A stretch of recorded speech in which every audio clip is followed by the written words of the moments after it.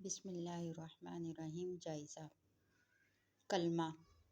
ہم نے پہلے سبق میں پڑھا تھا کلمہ زبان سے نکلنے والے ہر بامعنی لفظ کو کلمہ کہتے ہیں۔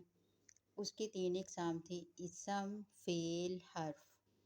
پھر اسم کی بنیادی علامتیں ال، تنوین۔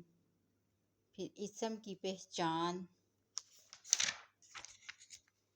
فعل کی پہچان۔ آج ہم پڑھیں گے حرف کی پہچان۔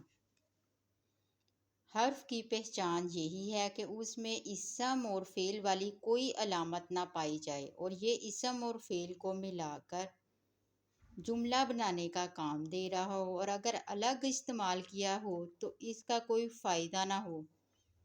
مثلاً ان بے شک، یقیناً، ان کہ بے شک، کأن گویا کہ، لا نہیں، ما نہیں، لم نہیں، لن ہرگز نہیں، ان کے بارے میں، ان اگر، ان یہ کہ، قد یقیناً، لی کے لیے۔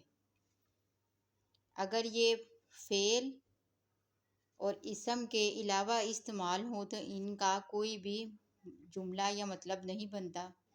یہ اسم اور فعل کو ملاتے ہیں آپس میں۔ ان کو ہم الگ استعمال کریں گے تو اس کا کوئی جملہ نہیں بنے گا۔